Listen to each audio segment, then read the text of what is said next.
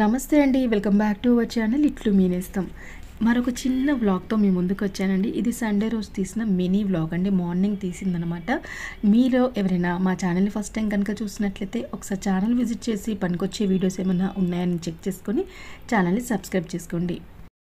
నా day routine అనేది hot water అలాగే జీరా వాటర్తో స్టార్ట్ అవుతుందని ప్రతి ఒక్కరికి తెలుసు కదండి.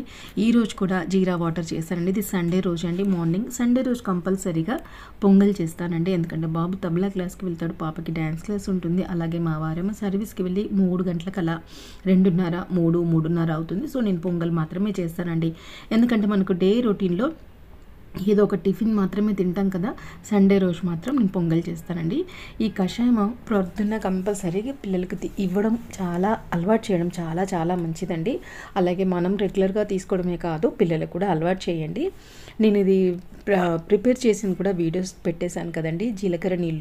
జీలకర్ర అలాగే పచ్చి పసుపు అలాగే అల్లము కొంచెం దంచి వేసేసి మనము తీసుకున్న క్వాంటిటీ మన అందరికీ కాబట్టి 4 మెంబర్స్ ఉంటే 4 కప్స్ కంటే ఒక 1 కప్ యాడ్ చేసుకొని ఆ 1 కప్ ఎగిరిపోయిన తర్వాత 4 కప్స్ మనము కొంచెం గోరువెచ్చగా తాగలిగిన వాళ్ళు గోరువెచ్చగా తాగొచ్చు. అలాగే లేదా కొంచెం వేడిగా కూడా తాగొచ్చు అండి. అందులో హనీ వేసుకోవాల్సిన అవసరం కానీ మిశ్రీ ఇంకా ఏమీ అక్కర్లేండి. ఇలాగే తాగేస్తారు. మీరు కావాలంటే ఇక్కడ చూడండి, బాబు తాగేస్తున్నాడు. ఈ పొంగల్ ప్రిపరేషన్ అంటే మీకు తెలిసే ఉంటుంది కదండి.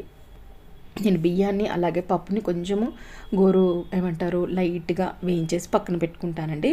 తర్వాత కడాయిలో లేదా నేను కుక్కర్లోనే చేస్తాను. ఎందుకంటే ఇలా సాఫ్ట్గా మెత్తగా కుక్ అవుతుందని చెప్పేసి కుక్కర్లో చేస్తానండి. కుక్కర్లో నెయ్యి వేసుకొని మనకు కావలసినంత జీలకర్ర అలాగే మిరియాలని దంచి వేసుకొని కొంచెం అల్లంని సన్నగా చిన్న ముక్కలుగా కట్ వేసుకొని కొంచెం వేగిన తర్వాత తగిపడినంత సాల్ట్ వేయాలి. నేను ఇక్కడ పచ్చిమిర్చి యాడ్ చేయనండి. అల్లం ముక్కల్లోని అలాగే ఈ మిరియాల్లోని ఘాటు సరిపోతుందనమాట.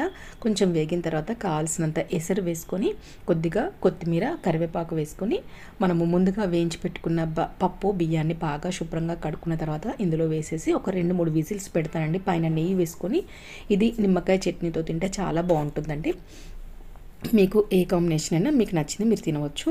సో ఇది అండి ఈరోజు సింపుల్ వీడియో. ఈ కషాయం మీకు ఎలా చేయాలో 4 డేస్ క్రితం వ్లాగ్లో కూడా పోస్ట్ చేశానండి. అలాగే నేను షార్ట్లో కూడా పోస్ట్ చేస్తాను. ఇప్పుడు మీరు తప్పకుండా పిల్లలకి మార్నింగ్ ఎంప్టీ స్టమక్ ఇస్తూ ఉండండి. ఎందుకంటే పిల్లల్లో ఆకలి మందగించిపోవడము, సరిగా తినకపోవడము, కొంచెం కడుపు ఉబ్బరంగా, వామిటింగ్ సెన్సేషను, మోషన్ ఫ్రీగా లేకపోవడం చూస్తుంటాం కదండి. వాళ్ళు సరిగా భోజనం చేయకపోవడం వల్ల అలా వస్తుంది. మనం ఇలా జీరా వాటర్ అలవాటు చేసామంటే చాలా మంచిదండి. జీర్ణశక్తి పెంపొందుతుంది. అలాగే ఆకలి కూడా పుడుతుందండి. మీరే చూస్తారు కదా, ఒక వారం రోజులు అలా రెగ్యులర్గా ఇస్తూ ఉండండి. అందరూ బాగుండాలని ఆశిస్తూ సర్వేజన సుఖినో భవంతు.